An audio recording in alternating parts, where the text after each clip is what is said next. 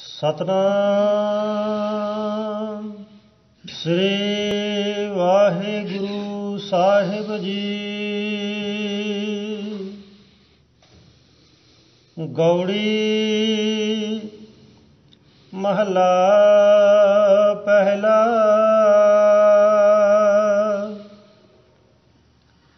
ਉਲਟਿਓ ਕਮਲ ਬ੍ਰਹਮ ਵਿਚਾਰ,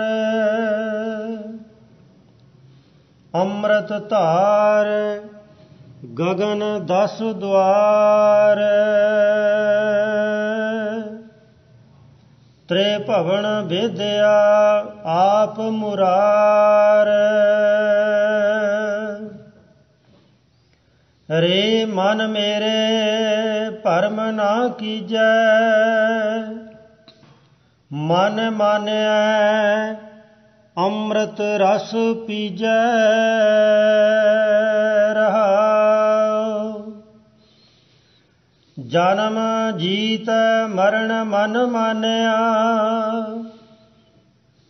ਆਪ ਮੂਆ ਮਨ ਮਨ ਤੇ ਜਾਣਿਆ। ਨਜ਼ਰ ਭਈ ਘਰ ਘਰ ਤੇ ਜਾਣਿਆ,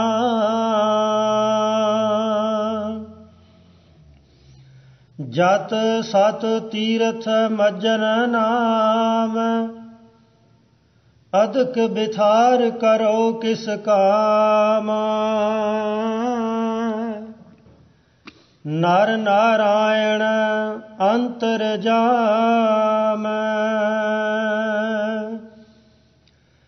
ਆਨ ਮਨੋ ਤਉ ਪਰ ਘਰ ਜਾਉ। ਕਿਸ ਜਾਚੋ ਨਾਹੀ ਕੋ ਥਾਉ। ਨਾਨਕ ਗੁਰਮਤਿ ਸਹਿਜ ਸਮਾਉ।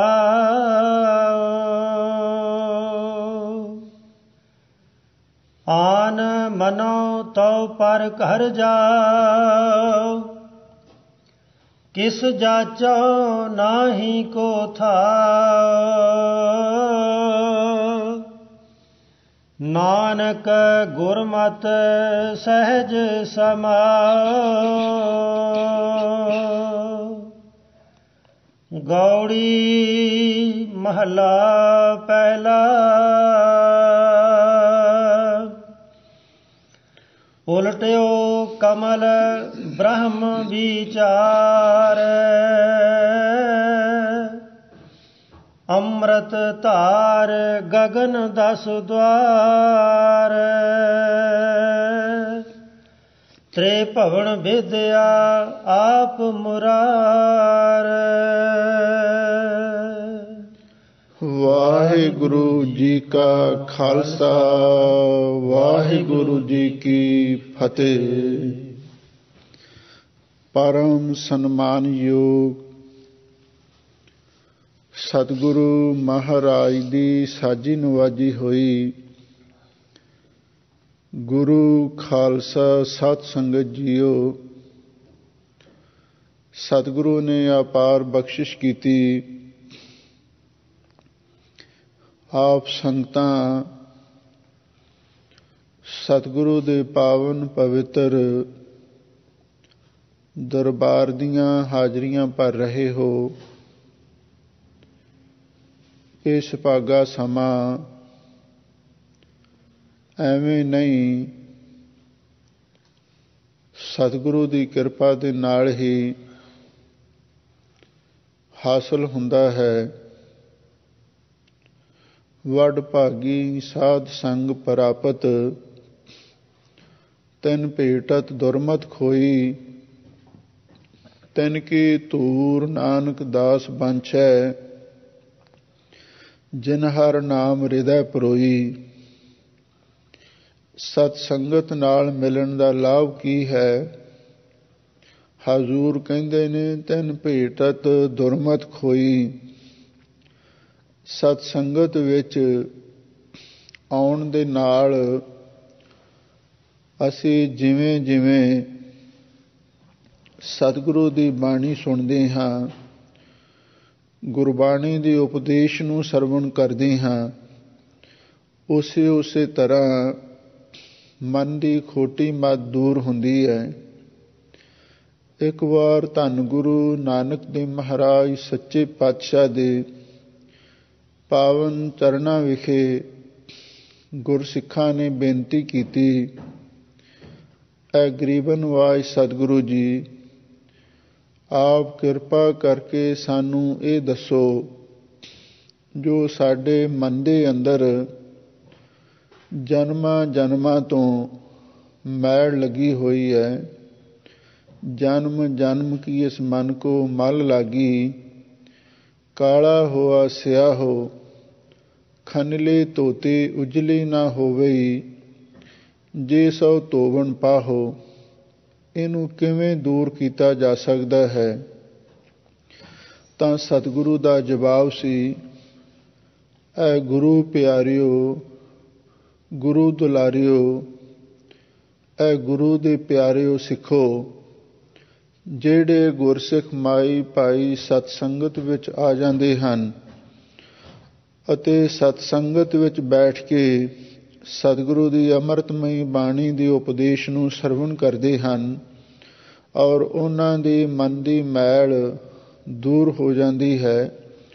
ਸਾਧ ਸੰਗ ਮਲ ਲਾਥੀ, ਪਾਰ ਬ੍ਰਹਮ ਭਇਓ ਸਾਥੀ, ਨਾਨਕ ਨਾਮ ਤੇ ਆਇਆ, ਆਦ ਪੁਰਖ ਪ੍ਰਭ ਪਾਇਆ। ਸਾਹਿਬ ਸਤਿਗੁਰੂ ਸੱਚੇ ਪਾਤਸ਼ਾਹ ਨੇ ਉਦਾਹਰਣ ਦਿੱਤੀ, ਗੁਰਸਿੱਖੋ, ਜਿਵੇਂ ਕਿਸੇ ਭਾਂਡੇ ਦੇ ਵਿੱਚ ਮੈਲਾ ਪਾਣੀ ਭਰਿਆ ਹੋਵੇ, ਗੰਦਾ ਪਾਣੀ ਭਰਿਆ ਹੋਵੇ, ਉਸ ਨੂੰ ਬਰਖਾ ਦੇ ਜਲ ਵਿੱਚ ਰੱਖ ਦਿਓ। ਜਿਵੇਂ ਜਿਵੇਂ ਬਰਖਾ ਦਾ ਨਿਰਮਲ ਜਲ ਉਹਦੇ ਵਿੱਚ ਪ੍ਰਵੇਸ਼ ਕਰਦਾ ਹੈ, ਉਸੇ ਤਰ੍ਹਾਂ ਮੈਲਾ ਪਾਣੀ ਬਾਹਰ ਨਿਕਲਣਾ ਸ਼ੁਰੂ ਹੋ ਜਾਂਦਾ ਹੈ। ਇਸੇ ਤਰ੍ਹਾਂ ਜਿਹੜਾ ਵੀ ਗੁਰਸਿੱਖ ਮਾਈ ਭਾਈ ਸਤਸੰਗਤ ਵਿੱਚ ਆ ਜਾਂਦਾ ਹੈ, ਇੱਥੇ ਅੰਮ੍ਰਿਤ ਬਾਣੀ ਦੀ ਬਰਖਾ ਹੁੰਦੀ ਹੈ।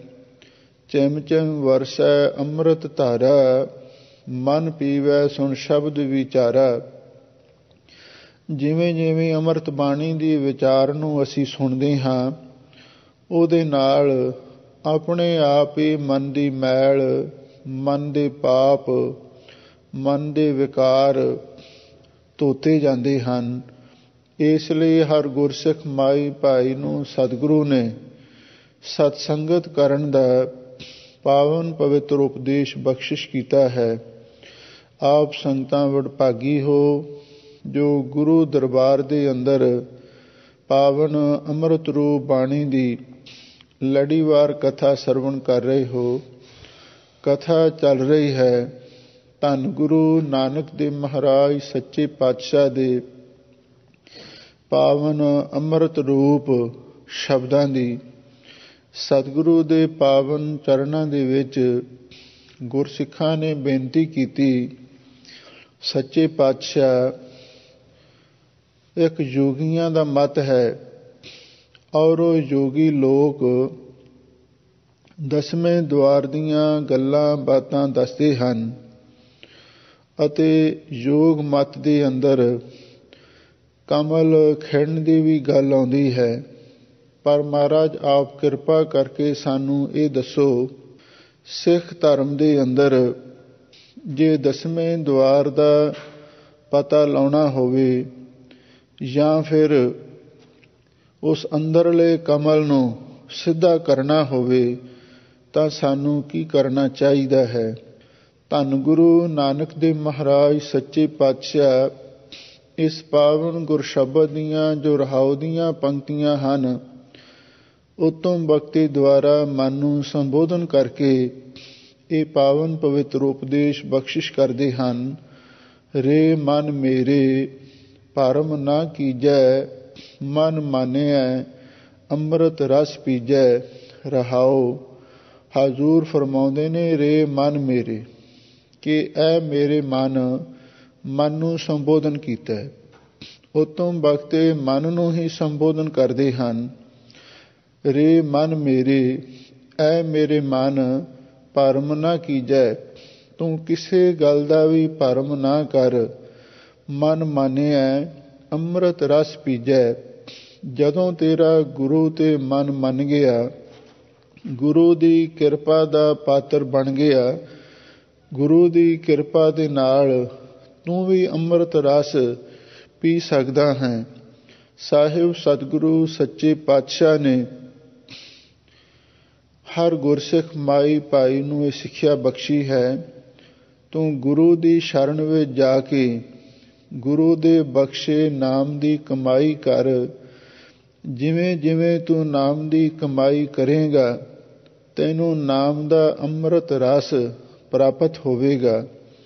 ਜਿੱਥੋਂ ਤੱਕ ਦਸਵੇਂ ਦੁਆਰ ਦੀ ਗੱਲ ਹੈ, ਸਾਹਿਬ ਸਤਿਗੁਰੂ ਸੱਚੇ ਪਾਤਸ਼ਾਹ ਉਹਦੇ ਬਾਰੇ ਸਾਨੂੰ ਇਸ ਪਾਵਨ ਪਵਿੱਤਰ ਸ਼ਬਦ ਦੀਆਂ ਜੋ ਪਹਿਲੀਆਂ ਪੰਕਤੀਆਂ ਹਨ ਉਹਨਾਂ ਦੇ ਵਿੱਚ ਸਮਝਾਉਂਦੇ ਹਨ।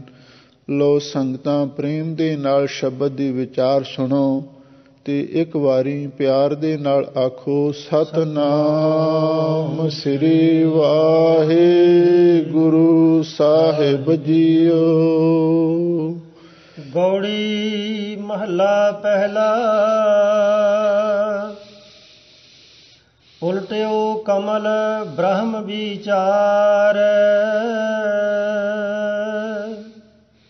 ਅੰਮ੍ਰਿਤ ਧਾਰ ਗਗਨ 10 ਦੁਆਰ। ਗੌੜੀ ਰਾਗ ਦੇ ਅੰਦਰ ਪਹਿਲੇ ਪਾਤਸ਼ਾਹ ਜਗਤ ਗੁਰੂ ਧੰਨ ਗੁਰੂ ਨਾਨਕ ਦੇਵ ਮਹਾਰਾਜ ਸੱਚੇ ਪਾਤਸ਼ਾਹ ਫਰਮਾਉਂਦੇ ਹਨ ਕਿ ਐ ਮਨਾ ਉਲਟਿਓ ਕਮਲ ਬ੍ਰਹਮ ਵਿਚਾਰ। ਯੋਗੀ ਤਾਂ ਦਸਵੇਂ ਦੁਆਰ ਦੀ ਪ੍ਰਾਪਤੀ ਵਾਸਤੇ ਯੋਗ ਸਾਧਨ ਕਰਦੇ ਹਨ, ਪਰ ਹਜ਼ੂਰ ਕਹਿੰਦੇ ਅਸੀਂ ਤੇ ਬ੍ਰਹਮ ਦੀ ਵਿਚਾਰ ਕੀਤੀ ਹੈ। ਉਲਟਿਓ ਕਮਲ ਬ੍ਰਹਮ ਵਿਚਾਰ। ਬ੍ਰਹਮ ਦਾ ਅਰਥ ਹੈ ਅਕਾਲ ਪੁਰਖ। ਅਸੀਂ ਤੇ ਬ੍ਰਹਮ ਦੀ ਵਿਚਾਰ ਕੀਤੀ ਹੈ। ਗੁਰਬਾਣੀ ਦੁਆਰਾ, ਗੁਰੂ ਸ਼ਬਦ ਦੁਆਰਾ ਉਸ ਅਕਾਲ ਪੁਰਖ ਵਾਹਿਗੁਰੂ ਦੀ ਵਿਚਾਰ ਕੀਤੀ ਹੈ। ਇਹਦੇ ਨਾਲ ਹੀ ਸਾਡਾ ਜਿਹੜਾ ਹਿਰਦਾ ਰੂਪੀ ਕਮਲ ਸੀ, ਪਹਿਲਾਂ ਤੇ ਮੂਧਾ ਹੋਇਆ ਸੀ, ਉਹ ਹੁਣ ਉਲਟ ਕੇ ਸਿੱਧਾ ਹੋ ਗਿਆ। ਬ੍ਰਹਮ ਦੀ ਵਿਚਾਰ ਕਰਕੇ ਸਾਡਾ ਹਿਰਦਾ ਰੂਪੀ ਕਮਲ ਜਿਹੜਾ ਪਹਿਲਾਂ ਉਲਟਾ ਹੋਇਆ ਸੀ, ਉਹ ਹੁਣ ਸਿੱਧਾ ਹੋ ਗਿਆ। ਅੰਮ੍ਰਿਤ ਧਾਰ ਗਗਨ 10 ਦੁਆਰ। ਹੁਣ ਬ੍ਰਹਮ ਦੀ ਵਿਚਾਰ ਕਰਦਿਆਂ ਹੋਇਆਂ, ਨਾਮ ਬਾਣੀ ਦਾ ਅਭਿਆਸ ਕਰਦਿਆਂ ਹੋਇਆਂ, ਦਸਵੇਂ ਦੁਆਰ ਰੂਪੀ ਗਗਨ ਆਕਾਸ਼ ਦੇ ਵਿੱਚੋਂ ਅੰਮ੍ਰਿਤ ਦੀ ਧਾਰਾ ਵੀ ਵਰਸਣ ਲੱਗ ਪਈ ਹੈ। ਇਹਦਾ ਮਤਲਬ ਇਹ ਹੈ, ਨਾਮ ਸਿਮਰਨ ਦੀ ਕਮਾਈ ਕਰਦਿਆਂ ਹੋਇਆਂ ਸੁਤੇ ਸਿੱਧ ਹੀ ਹਿਰਦਾ ਰੂਪੀ ਕਮਲ ਖਿੜ ਪੈਂਦਾ ਹੈ ਤੇ ਨਾਮ ਬਾਣੀ ਦਾ ਅਭਿਆਸ ਕਰਦਿਆਂ ਹੋਇਆਂ ਸੁਰਤ ਦਸਵੇਂ ਦੁਆਰ ਦੇ ਵਿੱਚ ਪਹੁੰਚ ਜਾਂਦੀ ਹੈ ਅਤੇ ਦਸਵੇਂ ਦੁਆਰ ਦੇ ਵਿੱਚ ਜਾ ਕੇ ਅੰਮ੍ਰਿਤ ਧਾਰਾ ਦਾ ਵੀ ਰਸ ਮਾਣਦੀ ਹੈ। ਇਸ ਦਸਵੇਂ ਦੁਆਰ ਦੇ ਬਾਰੇ ਧੰਨ ਗੁਰੂ ਅਮਰਦਾਸ ਮਹਾਰਾਜ ਸੱਚੇ ਪਾਤਸ਼ਾਹ ਨੇ ਆਨੰਦ ਸਾਹਿਬ ਬਾਣੀ ਦੇ ਵਿੱਚ ਇਸ ਤਰ੍ਹਾਂ ਸੰਕੇਤ ਦਿੱਤਾ ਹੈ, ਹਰ ਜੀਓ ਗੁਫਾ ਅੰਦਰ ਰੱਖ ਕੇ ਵਾਜਾ ਪਵਨ ਵਜਾਇਆ ਵਾਜਾ ਪਾਉਣ, 9 ਦੁਆਰਾ ਪ੍ਰਗਟ ਕੀਏ, 10ਵਾਂ ਗੁਪਤ ਰਖਾਇਆ, ਗੁਰਦੁਆਰਾ ਲਾਏ ਭਾਵਨੀ, ਇੱਕ ਨਾ 10ਵਾਂ ਦੁਆਰ ਦਿਖਾਇਆ, ਤਹ ਅਨੇਕ ਰੂਪ ਨਾਉ ਨਵ ਨਿਧ, ਤਿਸ ਦਾ ਅੰਤ ਨਾ ਜਾਈ ਪਾਇਆ। ਇਹ 10ਵੇਂ ਦੁਆਰ ਦੀ ਵਿਆਖਿਆ ਹੈ। ਹਜ਼ੂਰ ਕਹਿੰਦੇ ਨੇ ਉਹ ਜਿਹੜਾ 10ਵਾਂ ਦੁਆਰ ਰੂਪੀ ਆਕਾਸ਼ ਹੈ, ਉਸ ਤੋਂ ਸੁਤੇ ਸਿੱਧ ਹੀ ਅੰਮ੍ਰਿਤ ਦੀ ਵਰਖਾ ਹੁੰਦੀ ਉਸ ਨੂੰ ਮਹਿਸੂਸ ਹੋਣ ਲੱਗ ਜਾਂਦੀ ਹੈ। ਭਾਵ ਗੁਰਮਤਿ ਦੇ ਅੰਦਰ ਨਾਮ ਬਾਣੀ ਦੇ ਅਭਿਆਸ ਦੁਆਰਾ ਹੀ ਇਹ ਅਵਸਥਾ ਸੁਤੇ ਸਿੱਧ ਹੀ ਪ੍ਰਾਪਤ ਹੋ ਜਾਂਦੀ ਹੈ। ਤ੍ਰੇ ਭਵਨ ਵਿਦਿਆ ਆਪ ਮੁਰਾਰ। ਸਾਹਿਬ ਸਤਿਗੁਰੂ ਸੱਚੇ ਪਾਤਸ਼ਾਹ ਫਰਮਾਉਂਦੇ ਨੇ, ਬ੍ਰਹਮ ਦੀ ਵਿਚਾਰ ਕਰਕੇ ਇਸ ਗੱਲ ਦਾ ਵੀ ਪਤਾ ਲੱਗ ਜਾਂਦਾ ਹੈ, ਉਸ ਮੁਰਾਰ ਹੰਕਾਰ ਰੂਪੀ ਮੁਰਦੈਨ ਦੇ ਵੈਰੀ ਉਸ ਚੈਤਨ ਸਰੂਪ ਅਕਾਲ ਪੁਰਖ ਵਾਹਿਗੁਰੂ ਨੇ ਤਿੰਨੇ ਭਵਨਾਂ ਨੂੰ ਹੀ ਆਪ ਵਿਦਿਆ ਅਰਥ ਵਿੰਨਿਆ ਹੋਇਆ ਹੈ। ਇਹਦਾ ਮਤਲਬ ਇਹ ਹੈ ਕਿ ਉਸ ਅਕਾਲ ਪੁਰਖ ਵਾਹਿਗੁਰੂ ਨੇ ਆਪਣੀ ਚੈਤਨ ਸੱਤਾ ਦੇ ਸੂਤ ਨਾਲ ਤਿੰਨੇ ਹੀ ਭਵਨਾਂ ਨੂੰ, ਤਿੰਨੇ ਹੀ ਲੋਕਾਂ ਨੂੰ ਵਿੰਨਿਆ ਹੋਇਆ ਹੈ। ਕਿਉਂਕਿ 3 ਲੋਕ ਮੰਨੇ ਗਏ ਨੇ। ਆਹ ਮਾਤ ਲੋਕ ਹੈ, ਇਹਦੇ ਹੇਠਾਂ ਪਤਾਲ ਹੈ ਤੇ ਉੱਪਰ ਦੇਵ ਲੋਕ ਹੈ, ਸਵਰਗ ਲੋਕ ਹੈ। ਹਜ਼ੂਰ ਕਹਿੰਦੇ ਉਸ ਅਕਾਲ ਪੁਰਖ ਵਾਹਿਗੁਰੂ ਪਰਮੇਸ਼ਰ ਨੇ ਆਪਣੀ ਜੋਤ ਨਾਲ ਤਿੰਨੇ ਹੀ ਭਵਨਾਂ ਨੂੰ ਵਿੰਨਿਆ ਹੋਇਆ ਹੈ। ਕਿਉਂਕਿ ਵਾਹਿਗੁਰੂ ਦੀ ਜੋਤ ਸਰਵ ਵਿਆਪਕ ਹੈ। ਸਭ ਮੈਂ ਜੋਤ, ਜੋਤ ਹੈ ਸੋਏ, ਤਿਸ ਦਾ ਚਾਨਣ ਸਭ ਮੈਂ ਚਾਨਣ ਹੋਏ, ਗੁਰ ਸਾਖੀ ਜੋਤ ਪ੍ਰਗਟ ਹੋਏ। ਇਉਂ ਗੁਰੂ ਦੀ ਕਿਰਪਾ ਦੁਆਰਾ ਸਾਨੂੰ ਇਹ ਮਹਾਨ ਗਿਆਨ ਪ੍ਰਾਪਤ ਹੋਇਆ ਹੈ। ਪਹਿਲੀ ਗੱਲ, ਬ੍ਰਹਮ ਦੀ ਵਿਚਾਰ ਕਰਕੇ ਹਿਰਦਾ ਰੂਪੀ ਕਮਲ ਉਹ ਵੀ ਸਿੱਧਾ ਹੋ ਗਿਆ ਹੈ ਅਤੇ ਨਾਮ ਬਾਣੀ ਦਾ ਅਭਿਆਸ ਕਰਦਿਆਂ ਹੋਇਆਂ ਦਸਵੇਂ ਦੁਆਰ ਰੂਪੀ ਆਕਾਸ਼ ਦੇ ਵਿੱਚੋਂ ਅੰਮ੍ਰਿਤ ਦੀ ਧਾਰਾ ਵੀ ਵਸਦੀ ਸਾਨੂੰ ਪ੍ਰਤੀਤ ਹੋਣ ਲੱਗ ਪਈ ਹੈ। ਤੇ ਨਾਲ ਇਸ ਗੱਲ ਦਾ ਵੀ ਗਿਆਨ ਪ੍ਰਾਪਤ ਹੋ ਗਿਆ ਹੈ ਕਿ ਉਸ ਅਕਾਲ ਪੁਰਖ ਵਾਹਿਗੁਰੂ ਨੇ ਆਪਣੀ ਜੋਤ ਦੁਆਰਾ, ਆਪਣੀ ਚੈਤਨ ਸੱਤਾ ਦੁਆਰਾ ਤਿੰਨੇ ਹੀ ਲੋਕਾਂ ਨੂੰ ਵਿੰਨਿਆ ਹੋਇਆ ਹੈ। ਰੇ ਮਨ ਮੇਰੇ ਭਰਮ ਨਾ ਕੀਜੈ, ਮਨ ਮਾਨੈ ਅੰਮ੍ਰਿਤ ਰਸ ਪੀਜੈ ਰਹਾ। ਇਸ ਦਾ ਅੰਤਰੂ ਪੰਕਤੀਆਂ ਨੇ। ਇਹਨਾਂ ਦੇ ਅੰਦਰ ਮਨ ਨੂੰ ਸੰਬੋਧਨ ਕਰਕੇ ਸਾਹਿਬ ਸਤਿਗੁਰੂ ਸੱਚੇ ਪਾਤਸ਼ਾਹ ਨੇ ਪਾਵਨ ਪਵਿੱਤਰ ਉਪਦੇਸ਼ ਦਿੱਤਾ ਹੈ ਕਿ ਐ ਮੇਰੇ ਮਨ, ਤੂੰ ਕਿਸੇ ਗੱਲ ਦਾ ਭਰਮ ਨਾ ਕਰ। ਮਨ ਮਾਨਿਆ, ਜਦੋਂ ਵੀ ਤੇਰਾ ਮਨ ਮੰਨ ਗਿਆ, ਅੰਮ੍ਰਿਤ ਰਸ ਪੀਜੈ, ਤੈਨੂੰ ਅੰਮ੍ਰਿਤ ਰਸ ਪੀਣ ਵਾਸਤੇ ਮਿਲ ਜਾਵੇਗਾ। ਇਹਦਾ ਮਤਲਬ ਇਹ ਹੈ, ਤੁਸੀਂ ਇਹ ਨਾ ਸੋਚੋ ਜੇ ਅਸੀਂ ਗੁਰਮਤਿ ਅਨੁਸਾਰ ਨਾਮ ਬਾਣੀ ਦਾ ਅਭਿਆਸ ਕਰਨ ਲੱਗ ਪਏ ਤਾਂ ਸਾਨੂੰ ਦਸਵੇਂ ਦੁਆਰ ਦੀ ਪ੍ਰਾਪਤੀ ਨਹੀਂ ਹੋ ਸਕਦੀ ਜਾਂ ਅੰਮ੍ਰਿਤ ਰਸ ਨਹੀਂ ਪ੍ਰਾਪਤ ਹੋ ਸਕਦਾ। ਹਜ਼ੂਰ ਕਹਿੰਦੇ ਇਹੋ ਜਿਹਾ ਭਰਮ ਨਹੀਂ ਕਰਨਾ। ਰੇ ਮਨ ਮੇਰੇ ਭਰਮ ਨਾ ਕੀਜੈ। ਗੁਰੂ ਸਮਰੱਥ ਹੈ। ਸਤਿਗੁਰੂ ਦੀ ਬਾਣੀ ਦਾ ਤੇ ਨਾਮ ਦਾ ਅਭਿਆਸ ਕਰਕੇ ਸਭ ਕੁਝ ਪ੍ਰਾਪਤ ਹੋ ਸਕਦਾ ਹੈ। ਜਦੋਂ ਵੀ ਤੇਰਾ ਮਨ ਮੰਨ ਗਿਆ, ਤੈਨੂੰ ਅੰਮ੍ਰਿਤ ਰਸ ਪ੍ਰਾਪਤ ਹੋ ਜਾਵੇਗਾ। ਜਨਮ ਜੀਤ ਮਰਨ ਮਨ ਮਾਨਿਆ, ਆਪ ਮੂਆ ਮਨ ਮਨ ਤੇ ਜਾਣਿਆ। ਰਹਾਉ ਵਿਸਰਾਮ ਦੇ ਕੇ ਹਜ਼ੂਰ ਫਰਮਾਉਂਦੇ ਹਨ, ਉਸ ਅੰਮ੍ਰਿਤ ਰਸ ਦੀ ਪ੍ਰਾਪਤੀ ਵਾਸਤੇ ਮਰਨ ਮਨ ਮਾਨਿਆ। ਜਿਸ ਗੁਰਸਿੱਖ ਮਾਈ ਭਾਈ ਦਾ ਮਰਨ ਵਾਸਤੇ ਮਨ ਮੰਨ ਗਿਆ ਤੇ ਫਿਰ ਉਹਨੇ ਆਪਣੇ ਜਨਮ ਨੂੰ ਜਿੱਤ ਲਿਆ। ਇਹਦਾ ਮਤਲਬ ਇਹ ਹੈ, ਹਰ ਆਦਮੀ ਮੌਤ ਤੋਂ ਡਰਦਾ ਹੈ। ਜਿਹ ਮਰਨਾ ਸਭ ਜਗਤ ਤਰਾਸਿਆ, ਸੋ ਮਰਨਾ ਗੁਰ ਸ਼ਬਦ ਪ੍ਰਕਾਸ਼ਿਆ। ਅਬ ਕੈਸੇ ਮਰੋਂ ਮਰਨ ਮਨ ਮਾਨਿਆ, ਮਰ ਮਰ ਜਾਤੇ ਜਨ ਰਾਮ ਨਾ ਜਾਣਿਆ। ਜਿਹਦਾ ਮਨ ਮਰਨ ਵਾਸਤੇ ਮੰਨ ਜਾਂਦਾ ਹੈ, ਭਾਵ ਇਹ ਹੈ ਜਿਹਦਾ ਮਨ ਸਰੀਰ ਦਾ ਮੋਹ ਛੱਡਣ ਲਈ ਤਿਆਰ ਹੋ ਜਾਂਦਾ ਹੈ ਔਰ ਉਸੇ ਨੂੰ ਹੀ ਅੰਮ੍ਰਿਤ ਰਸ ਦੀ ਦਾਤ ਪ੍ਰਾਪਤ ਹੋ ਸਕਦੀ ਹੈ। ਹਜ਼ੂਰ ਕਹਿੰਦੇ ਨੇ, ਜਿਸ ਦਾ ਮਰਨ ਵਾਸਤੇ ਮਨ ਮੰਨ ਗਿਆ, ਉਸਨੇ ਆਪਣੇ ਜਨਮ ਨੂੰ ਜਿੱਤ ਲਿਆ ਹੈ। ਆਪ ਮੂਆ ਮਨ ਮਨ ਤੇ ਜਾਣਿਆ। ਜਿਹੜਾ ਆਪ ਮੂਆ ਆਪਣੇ ਆਪ ਵੱਲੋਂ ਮਰ ਗਿਆ, ਭਾਵ ਜਿਸਨੇ ਜਿਉਂਦੇ ਜੀ ਸਰੀਰ ਦਾ ਮੋਹ ਛੱਡ ਦਿੱਤਾ, ਮਨ ਮਨ ਤੇ ਜਾਣਿਆ। ਮਨ ਜੋ ਮਨ ਦਾ ਸ਼ਿਵ ਰੂਪ ਹੈ, ਮਨ ਤੂੰ ਜੋਤ ਸਰੂਪ ਹੈ, ਆਪਣਾ ਮੂਲ ਪਛਾਣ। ਮਨ ਹਰ ਜੀ ਤੇਰਾ ਨਾਲ ਹੈ, ਗੁਰਮਤੀ ਰੰਗ ਮਾਣ। ਮਨ ਤੇ ਜਾਣਿਆ, ਉਸ ਮਨ ਦੇ ਅਸਲੀ ਸ਼ਿਵ ਰੂਪ ਨੂੰ, ਸ਼ੁੱਧ ਰੂਪ ਨੂੰ, ਵੀ ਜਿਹੜਾ ਚੇਤਨ ਮਨ ਹੈ, ਗੁਰੂ ਦੀ ਸਿੱਖਿਆ ਦੇ ਨਾਲ ਸੁਸਿਕਸ਼ਿਤ ਹੋਇਆ ਮਨ ਹੈ, ਉਸ ਦੁਆਰਾ ਜਾਣ ਲਿਆ ਹੈ। ਕਿਉਂਕਿ ਸਾਡੇ ਮਨ ਦੇ 3 ਰੂਪ ਨੇ। ਇਹੋ ਮਨ ਸ਼ਕਤੀ, ਇਹ ਮਨ ਸਿਓ, ਇਹੋ ਮਨ ਪੰਚ ਤਤ ਕੋ ਜੀਓ। ਇਹੋ ਮਨ ਲੇਜ ਜੋ ਉਨ ਮਨ ਰਹਿ, ਤਉ 3 ਲੋਕ ਕੀ ਬਾਤਾਂ ਕਹਿ। ਇਹੋ ਮਨ ਸ਼ਕਤੀ, ਇੱਕ ਇਹ ਸ਼ਕਤੀ ਰੂਪੀ ਮਨ ਹੈ, ਦੂਸਰਾ ਇਹ ਸ਼ਿਵ ਰੂਪ ਮਨ ਹੈ, ਤੇ ਤੀਸਰਾ ਇਹ 5 ਤੱਤਾਂ ਦਾ ਪੁਤਲਾ ਇਹ ਮਨ ਹੈ। ਕਿਉਂਕਿ ਮਨ ਦੀ ਪੈਦਾਇਸ਼ ਕੁਛ ਵਿਦਵਾਨਾਂ ਨੇ 5 ਤੱਤਾਂ ਦੀ ਸ਼ੁੱਧ ਸਤੋਗੁਣ ਅੰਸ਼ ਤੋਂ ਮੰਨੀ ਹੈ। ਸਤੋ ਅੰਸ਼ ਭੂਤਨ ਕੀ ਜੋ ਹੈ ਤਾਂ ਤੇ ਅੰਤଃਕਰਨ ਪਇਓ ਹੈ। ਤੇ ਕੁਛ ਪ੍ਰਾਚੀਨ ਵਿਦਵਾਨਾਂ ਨੇ ਇਹ ਵੀ ਲਿਖਿਆ ਹੈ ਤਤ ਮਨੋ ਕਰੋਤੀ, ਇਹ ਮਨ ਉਸ ਵਾਹਿਗੁਰੂ ਪਰਮੇਸ਼ਰ ਤੋਂ ਹੀ ਪੈਦਾ ਹੋਇਆ।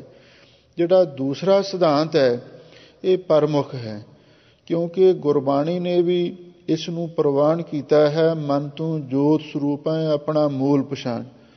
ਹਜ਼ੂਰ ਕਹਿੰਦੇ ਆਪ ਮੂਆ, ਜਦੋਂ ਇਹ ਜੀਵ ਆਪਾ ਭਾਵ ਤੋਂ ਮਰ ਗਿਆ, ਮਨ ਤੇ ਜਾਣਿਆ ਜਿਹੜਾ ਮਨ ਦਾ ਸ਼ੁੱਧ ਰੂਪ ਸੀ, ਸ਼ਿਵ ਰੂਪ ਸੀ, ਜੋਤ ਸਰੂਪ ਸੀ, ਤੇ ਉਸ ਨੂੰ ਚੇਤਨ ਮਨ ਦੁਆਰਾ ਜਾਣ ਲਿਆ ਹੈ। ਨਜ਼ਰ ਭਈ ਘਰ ਘਰ ਤੇ ਜਾਣਿਆ। ਸਾਹਿਬ ਸਤਿਗੁਰੂ ਸੱਚੇ ਪਾਤਸ਼ਾਹ ਫਰਮਾਉਂਦੇ ਨੇ ਇਹਦੇ ਨਾਲ ਨਾਲ ਨਜ਼ਰ ਪਈ। ਜਦੋਂ ਸਤਿਗੁਰੂ ਦੀ ਮਿਹਰ ਦੀ ਨਜ਼ਰ ਹੋਈ, ਘਰ ਘਰ ਤੇ ਜਾਣਿਆ ਜਿਹੜਾ ਅਸਲੀ ਘਰ ਸੀ। ਇੱਕ ਤਾਂ ਇਹ ਘਰ ਹੈ ਜਿਹਦੇ ਵਿੱਚ ਸਾਡਾ ਸਰੀਰ ਰਹਿੰਦਾ ਹੈ, ਦੂਸਰਾ ਸਰੀਰ ਰੂਪ ਘਰ ਹੈ ਜਿਹਦੇ ਵਿੱਚ ਆਤਮਾ ਵਸ ਰਿਹਾ ਹੈ। ਪਰ ਇੱਕ ਹੋਰ ਘਰ ਹੈ ਜਿਸ ਦੇ ਬਾਰੇ ਸਤਿਗੁਰੂ ਨੇ ਬਾਣੀ ਵਿੱਚ ਲਿਖਿਆ ਹੈ, ਹਰਖ ਅਨੰਤ ਸੋਗ ਨਹੀਂ ਬੀਆ, ਸੋ ਘਰ ਗੁਰੂ ਨਾਨਕ ਕੋ ਦੀਆ। ਉਹ ਹੈ ਤੁਰਿਆ ਪਦ ਰੂਪ ਘਰ, ਉਹ ਹੈ ਆਤਮਕ ਅਡੋਲ ਅਵਸਥਾ ਰੂਪੀ ਘਰ, ਉਹ ਹੈ ਸਹਿਜ ਅਵਸਥਾ ਦਾ ਘਰ। ਹਜ਼ੂਰ ਕਹਿੰਦੇ ਨੇ ਜਦੋਂ ਨਜ਼ਰ ਪਈ, ਗੁਰੂ ਦੀ ਮਿਹਰ ਦੀ ਨਿਗਾਹ ਹੋ ਗਈ, ਤੇ ਜਿਹੜਾ ਅਸਲੀ ਘਰ ਸੀ, ਘਰ ਤੇ ਜਾਣਿਆ, ਉਹ ਘਰ ਤੋਂ ਹੀ ਜਾਣ ਲਿਆ। ਭਾਵ ਅਸਲੀ ਆਤਮਾ ਸਰੂਪੀ ਘਰ ਨੂੰ ਆਪਣੇ ਹਿਰਦੇ ਦੁਆਰਾ ਹੀ ਆਪਣੀ ਸੁਰਤ ਨੂੰ ਅੰਤਰਮੁਖ ਕਰਕੇ ਉਸ ਨੂੰ ਜਾਣ ਲਿਆ ਹੈ। ਜਤ ਸਤ ਤੀਰਥ ਮੱਜਨ ਨਾਮ, ਅਦਕ ਬਿਥਾਰ ਕਰੋ ਕਿਸ ਕਾਮ। ਸਾਹਿਬ ਸਤਿਗੁਰੂ ਸੱਚੇ ਪਾਤਸ਼ਾਹ ਫਰਮਾਉਂਦੇ ਨੇ, ਭਾਈ ਬਹੁਤ ਸਾਰੇ ਲੋਕ ਇਹ ਕਹਿੰਦੇ ਨੇ ਜਿਸ ਬੰਦੇ ਨੇ ਪਰਮੇਸ਼ਰ ਨੂੰ ਮਿਲਣਾ ਹੈ ਉਹਨੂੰ ਬ੍ਰਹਮਚਰਜ ਰੱਖਣਾ ਪੈਂਦਾ ਹੈ, ਉਹਨੂੰ ਸਤ ਪ੍ਰਤੱਗੀ ਹੋਣਾ ਪੈਂਦਾ ਹੈ, ਉਸ ਨੂੰ ਤੀਰਥਾਂ ਤੇ ਵੀ ਜਾਣਾ ਚਾਹੀਦਾ ਹੈ, ਉਸ ਨੂੰ ਪੁਰਬਾਂ ਦੇ ਸਮੇਂ ਵੀ ਇਸ਼ਨਾਨ ਕਰਨਾ ਚਾਹੀਦਾ ਹੈ। ਪਰ ਧੰਨ ਗੁਰੂ ਨਾਨਕ ਦੇਵ ਮਹਾਰਾਜ ਸੱਚੇ ਪਾਤਸ਼ਾਹ ਫਰਮਾਉਂਦੇ ਨੇ, ਜਤ ਸਤ ਤੀਰਥ ਮੱਜਨ ਨਾਮ। ਅਸਲੀ ਨਾਮ ਹੀ ਸਭ ਤੋਂ ਵੱਡਾ ਤੀਰਥ ਹੈ। ਤੀਰਥ ਨਾਵਣ ਜਾਓ, ਤੀਰਥ ਨਾਮ ਹੈ, ਤੀਰਥ ਸ਼ਬਦ ਵਿਚਾਰ ਅੰਤਰ ਗਿਆਨ ਹੈ। ਅਸੀਂ ਤੇ ਨਾਮ ਦੇ ਵਿੱਚ ਜੁੜੇ ਹੋਏ ਹਾਂ। ਇਸ ਨਾਮ ਦੇ ਵਿੱਚ ਜੁੜ ਕੇ ਸਾਨੂੰ ਸਾਰੇ ਸੁੱਖ ਪ੍ਰਾਪਤ ਹੋਏ ਹਨ। ਇਸੇ ਲਈ ਸਾਡੀ ਦ੍ਰਿਸ਼ਟੀ ਵਿੱਚ ਤਾਂ ਜਤ ਸਤ ਵੀ, ਤੀਰਥ ਵੀ ਤੇ ਮੱਜਨ ਪੁਰਬਾਂ ਦਾ ਇਸ਼ਨਾਨ, ਇਹ ਸਾਰਾ ਕੁਝ ਵਾਹਿਗੁਰੂ ਦੇ ਨਾਮ ਦੇ ਵਿੱਚ ਹੀ ਆ ਜਾਂਦਾ ਹੈ। ਕੇਵਲ ਨਾਮ ਜਪੋ, ਨਾਨਕ ਹੈ ਕਰ ਕੇਵਲ ਨਾਮ। ਕਦੋਂ ਜਪੀਏ, ਕਿਵੇਂ ਜਪੀਏ? ਹਜ਼ੂਰ ਕਹਿੰਦੇ ਨੇ, ਗੁਰ ਸਤਿਗੁਰ ਕਾ ਜੋ ਸਿੱਖ ਅਖਾਏ, ਸੋ ਭਲਕੇ ਉਠ ਹਰ ਨਾਮ ਤੇ ਆਵੈ। ਉਦਮ ਕਰੇ ਭਲਕੇ ਪ੍ਰਭਾਤੀ, ਇਸ਼ਨਾਨ ਕਰੇ ਅੰਮ੍ਰਿਤ ਸਰ ਨਾਵੈ। ਹਜ਼ੂਰ ਕਹਿੰਦੇ ਨੇ ਪਹਿਲਾਂ ਤੇ ਅੰਮ੍ਰਿਤ ਵੇਲੇ ਹੀ ਨਾਮ ਜਪਣਾ ਚਾਹੀਦਾ, ਫਿਰ ਜਦੋਂ ਵੀ ਸਮਾਂ ਮਿਲੇ ਉਸ ਵੇਲੇ ਨਾਮ ਜਪੋ। ਇੱਥੋਂ ਤੱਕ ਨਾਮ ਦਾ ਅਭਿਆਸ ਕਰਨਾ ਹੈ। ਸਵਾਸ ਗਰਾਸ ਸਿਮਰਨ ਚੱਲ ਪਵੇ, ਜੋ ਸਾਸ ਗਰਾਸ ਧਿਆਏ ਮੇਰਾ ਹਰ ਹਰ, ਸੋ ਗੁਰਸਿੱਖ ਗੁਰੂ ਮਨ ਭਾਵੈ। ਹਜ਼ੂਰ ਕਹਿੰਦੇ ਵਾਹਿਗੁਰੂ ਦੇ ਨਾਮ ਦੇ ਵਿੱਚ ਹੀ ਜਾਤ ਸਤ ਤੀਰਥ ਤੇ ਮੱਜਨ ਪੁਰਬਾਂ ਦੇ ਇਸ਼ਨਾਨ ਆ ਜਾਂਦੇ ਨੇ। ਅਦਕ ਵਿਥਾਰ ਕਰੋ ਕਿਸ ਕਾਮ। ਹਜ਼ੂਰ ਕਹਿੰਦੇ ਜਿਹੜਾ ਹੋਰ ਬਹੁਤਾ ਸਾਧਨਾ ਦਾ ਵਿਸਥਾਰ ਕਰਨਾ ਹੈ ਉਹ ਕਿਸ ਵਾਸਤੇ ਕਰਨਾ ਹੈ? ਜਦੋਂ ਇੱਕ ਨਾਮ ਦੇ ਨਾਲ ਹੀ ਸਭ ਕੁਝ ਪ੍ਰਾਪਤ ਹੋ ਸਕਦਾ ਹੈ, ਫਿਰ ਕਿਉਂ ਨਾ ਹੋਰ ਸਾਰਾ ਕੁਝ ਛੱਡ ਕੇ ਇੱਕ ਨਾਮ ਦੇ ਨਾਲ ਹੀ ਜੁੜਿਆ ਜਾਵੇ। ਊਠਤ ਬੈਠਤ ਸੋਵਤ ਨਾਮ, ਕਹੋ ਨਾਨਕ ਜਨ ਕੈ ਸਦ ਕਾਮ। ਇਹਦੇ ਨਾਲ ਸਭ ਦਾਤਾਂ ਪ੍ਰਾਪਤ ਹੋ ਜਾਂਦੀਆਂ ਹਨ। ਨਰ ਨਾਰਾਇਣ ਅੰਤਰਜਾਮ। ਸਾਹਿਬ ਸਤਿਗੁਰੂ ਸੱਚੇ ਪਾਤਸ਼ਾਹ ਫਰਮਾਉਂਦੇ ਨੇ, ਭਾਈ ਉਹ ਜਿਹੜਾ ਨਰ ਦਾ ਅਰਥ ਹੈ ਜਿਵਾਂ ਮਰਦ, ਨਾਰਾਇਣ ਅਕਾਲ ਪੁਰਖ ਹੈ, ਉਹ ਭਾਈ ਅੰਤਰਜਾਮੀ ਹੈ। ਜਦੋਂ ਅਸੀਂ ਨਾਮ ਜਪਦੇ ਹਾਂ ਸਾਡੀ ਅੰਦਰਲੀ ਭਾਵਨਾ ਨੂੰ ਉਹ ਜਾਣਦਾ ਹੈ। ਜੇ ਸ਼ੁੱਧ ਭਾਵਨਾ ਦੇ ਨਾਲ ਨਾਮ ਜਪਾਂਗੇ ਤੇ ਸਾਡਾ ਹਿਰਦਾ ਸ਼ੁੱਧ ਹੋ ਜਾਵੇਗਾ ਤੇ ਵਾਹਿਗੁਰੂ ਦੇ ਦੀਦਾਰ ਹੋ ਜਾਣਗੇ। ਜੇ ਅਸੀਂ ਮੰਦ ਭਾਵਨਾ ਦੇ ਨਾਲ ਨਾਮ ਜਪਾਂਗੇ ਤੇ ਫਿਰ ਵਾਹਿਗੁਰੂ ਉਹ ਵੀ ਸਾਡੇ ਮਨ ਦੀ ਭਾਵਨਾ ਨੂੰ ਸਮਝੇਗਾ। ਇਸ ਲਈ ਸਾਨੂੰ ਸ਼ੁੱਧ ਭਾਵਨਾ ਦੇ ਨਾਲ ਹੀ ਅਕਾਲ ਪੁਰਖ ਵਾਹਿਗੁਰੂ ਦਾ ਨਾਮ ਜਪਣਾ ਚਾਹੀਦਾ ਹੈ ਤੇ ਨਾਲ ਇਹ ਵੀ ਭਰੋਸਾ ਰੱਖਣਾ ਚਾਹੀਦਾ ਹੈ ਉਹ ਨਰਾਂ ਦਾ ਨਾਰਾਇਣ, ਸਾਰੇ ਲੋਕਾਂ ਦਾ ਮਾਲਕ ਜੋ ਅਕਾਲ ਪੁਰਖ ਹੈ ਉਹ ਅੰਤਰਜਾਮੀ ਹੈ। ਘਟ ਘਟ ਕੇ ਅੰਤਰ ਕੀ ਜਾਣਤ, ਭਲੇ ਬੁਰੇ ਕੀ ਪੀਰ ਪਛਾਨਤ। ਕਦੇ ਵੀ ਅਸੀਂ ਉਸ ਤੋਂ ਕੁਛ ਲੁਕਾ ਕੇ ਨਹੀਂ ਰੱਖ ਸਕਦੇ। ਇਸ ਲਈ ਆਪਣੇ ਮਨ ਦੇ ਵਿੱਚੋਂ ਸਾਰੇ ਪਾਪ ਵਿਕਾਰ ਕੱਢ ਕੇ ਸ਼ੁੱਧ ਭਾਵਨਾ ਦੇ ਨਾਲ ਨਾਮ ਜਪਿਆ ਕਰੋ। ਆਨ ਮਨੋ ਤੋ ਪਰ ਘਰ ਜਾਓ, ਕਿਸ ਜਾਚੋ ਨਾਹੀ ਕੋ ਥਾ। ਧੰਨ ਗੁਰੂ ਨਾਨਕ ਦੇਵ ਮਹਾਰਾਜ ਸੱਚੇ ਪਾਤਸ਼ਾਹ ਕਹਿੰਦੇ, ਸਾਡਾ ਮਤ ਅਦਵੈਤ ਮਤ ਹੈ। ਅਸੀਂ ਤੇ ਕੇਵਲ ਇੱਕ ਓੰਕਾਰ ਦੇ ਹੀ ਉਪਾਸ਼ਕ ਹਾਂ। ਆਨ ਮੰਨੋ, ਜੇ ਅਸੀਂ ਹੋਰ ਕਿਸੇ ਨੂੰ ਮੰਨੀਏ ਤਾਂ ਅਸੀਂ ਪਰਾਏ ਘਰ ਦੇ ਵਿੱਚ ਜਾਈਏ, ਕਿਉਂਕਿ ਹੋਰ ਬਹੁਤ ਸਾਰੇ ਦੇਵੀ ਦੇਵਤਿਆਂ ਦੇ ਮੁਕਾਮ ਨੇ, ਸ਼ਹੀਦਾਂ ਮਰੀਦਾਂ ਦੇ ਅਸਥਾਨ ਨੇ, ਭੂਤਾਂ ਪ੍ਰੇਤਾਂ ਦੇ ਵੀ ਕਈ ਅਸਥਾਨ ਬਣੇ ਹੋਏ ਨੇ।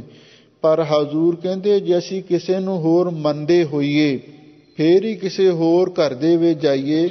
ਅਸੀਂ ਤੇ ਉਸ ਅਕਾਲ ਪੁਰਖ ਤੋਂ ਬਿਨਾਂ ਕਿਸੇ ਨੂੰ ਹੋਰ ਮੰਨਦੇ ਹੀ ਨਹੀਂ। ਦੁਬਦਾ ਨਾ ਪੜੋ ਹਰ ਬਿਨ ਹੋਰ ਨਾ ਪੂਜੋ, ਮੜੈ ਮਸਾਣ ਨਾ ਜਾਈ, ਕਿਸ ਜਾਚੋਂ ਨਾਹੀ ਕੋ ਥਾਓ। ਅਸੀਂ ਕਿਸ ਪਾਸੋਂ ਜਾ ਕੇ ਮੰਗੀਏ, ਅਸੀਂ ਤੇ ਇੱਕੋ ਹੀ ਦਾਤੇ ਅਕਾਲ ਪੁਰਖ ਤੋਂ ਮੰਗਦੇ ਹਾਂ। ਨਾਹੀ ਕੋ ਥਾਓ, ਉਸ ਤੋਂ ਬਿਨਾਂ ਹੋਰ ਕੋਈ ਸਾਡੇ ਲਈ ਥਾਂ ਟਿਕਾਣਾ ਵੀ ਤੇ ਨਹੀਂ ਹੈ। ਇਹਦਾ ਮਤਲਬ ਇਹ ਹੈ ਸਾਨੂੰ ਇੱਕ ਅਕਾਲ ਪੁਰਖ ਵਾਹਿਗੁਰੂ ਤੇ ਭਰੋਸਾ ਰੱਖਣਾ ਚਾਹੀਦਾ ਹੈ। ਉਹਦੇ ਪਾਸੋਂ ਹੀ ਹਰ ਚੀਜ਼ ਮੰਗਣੀ ਚਾਹੀਦੀ ਹੈ। ਗੁਰਾ ਇੱਕ ਦੇਹ ਬੁਝਾਈ, ਸਭਨਾ ਜੀਆਂ ਕਾ ਇੱਕ ਦਾਤਾ, ਸੋ ਮੈਂ ਵਿਸਰ ਨਾ ਜਾਈ। ਉਹ ਸਾਡੀਆਂ ਸਾਰੀਆਂ ਹੀ ਲੋੜਾਂ ਪੂਰਨ ਕਰ ਸਕਦਾ ਹੈ। ਜਿਹੜੇ ਹੋਰ ਦੇਵੀ ਦੇਵਤੇ ਨੇ ਉਹ ਦੁਨਿਆਵੀ ਇੱਛਾ ਤਾਂ ਪੂਰੀਆਂ ਕਰ ਸਕਦੇ ਨੇ, ਪਰ ਉਹ ਮੁਕਤੀ ਤੇ ਬ੍ਰਹਮ ਗਿਆਨ ਦੀ ਦਾਤ ਨਹੀਂ ਦੇ ਸਕਦੇ। ਇਸੇ ਲਈ ਹਜ਼ੂਰ ਕਹਿੰਦੇ ਇੱਕ ਵਾਹਿਗੁਰੂ ਦੇ ਹੀ ਸਾਨੂੰ ਉਪਾਸ਼ਕ ਬਣਨਾ ਚਾਹੀਦਾ ਹੈ। ਅਸੀਂ ਕਿਸੇ ਨੂੰ ਹੋਰ ਨਹੀਂ ਮੰਨਦੇ, ਇੱਕ ਅਕਾਲ ਪੁਰਖ ਵਾਹਿਗੁਰੂ ਤੇ ਹੀ ਭਰੋਸਾ ਹੈ। ਅਸੀਂ ਉਹਨੂੰ ਹੀ ਮੰਨਦੇ ਹਾਂ, ਉਹਦੇ ਪਾਸੋਂ ਹੀ ਮੰਗਦੇ ਹਾਂ। ਉਸ ਤੋਂ ਬਿਨਾਂ ਹੋਰ ਕੋਈ ਸਾਡੇ ਲਈ ਨਾ ਦਰ ਘਰ ਹੈ ਤੇ ਨਾ ਹੀ ਕੋਈ ਹੋਰ ਟਿਕਾਣਾ ਹੈ। ਨਾਨਕ ਗੁਰਮਤਿ ਸਹਿਜ ਸਮਾਉ। ਸਾਹਿਬ ਸਤਿਗੁਰੂ ਸੱਚੇ ਪਾਤਸ਼ਾਹ ਫਰਮਾਉਂਦੇ ਨੇ, ਭਾਈ ਅਸੀਂ ਤੇ ਗੁਰੂ ਦੀ ਮੱਤ ਨੂੰ ਧਾਰਨ ਕਰਕੇ ਸਹਿਜ ਸਮਾਓ। ਉਹ ਸਹਿਜ ਗਿਆਨ ਸਰੂਪ ਅਕਾਲ ਪੁਰਖ ਦੇ ਵਿੱਚ ਹੀ ਲੀਨ ਹੋਏ ਰਹਿੰਦੇ ਹਾਂ। ਨਾਨਕ ਗੁਰਮਤਿ ਸਹਿਜ ਸਮਾਓ। ਹਜ਼ੂਰ ਕਹਿੰਦੇ ਅਸੀਂ ਗੁਰੂ ਦੀ ਮੱਤ ਨੂੰ ਧਾਰਨ ਕਰਕੇ ਜਿਹੜੀ ਸਹਿਜ ਤੁਰੀਆ ਅਵਸਥਾ ਹੈ, ਆਤਮਕ ਅਡੋਲ ਅਵਸਥਾ ਹੈ, ਉਹਦੇ ਵਿੱਚ ਲੀਨ ਹੋਏ ਰਹਿੰਦੇ ਹਾਂ। ਗੌੜੀ ਮਹਲਾ ਪਹਿਲਾ। ਸਤਿਗੁਰ ਮਿਲੈ ਸੋ ਮਰਨ ਦਿਖਾਏ, ਮਰਨ ਰਹਿਣ ਰਸ ਅੰਤਰ ਪਾਏ। ਧੰਨ ਗੁਰੂ ਨਾਨਕ ਦੇਵ ਮਹਾਰਾਜ ਸੱਚੇ ਪਾਤਸ਼ਾਹ ਦੇ ਪਾਵਨ ਚਰਨਾਂ ਦੇ ਵਿੱਚ ਗੁਰਸਿੱਖਾਂ ਨੇ ਬੇਨਤੀ ਕੀਤੀ, ਹੇ ਗਰੀਬ ਨਿਵਾਜ ਸਤਿਗੁਰੂ ਜੀ, ਸਾਨੂੰ ਇਹ ਦੱਸੋ ਕਿ ਇਹ ਸੰਸਾਰ ਦੇ ਵਿੱਚ ਕੋਈ ਮਨੁੱਖ ਹਮੇਸ਼ਾ ਰਹਿ ਸਕਦਾ ਹੈ।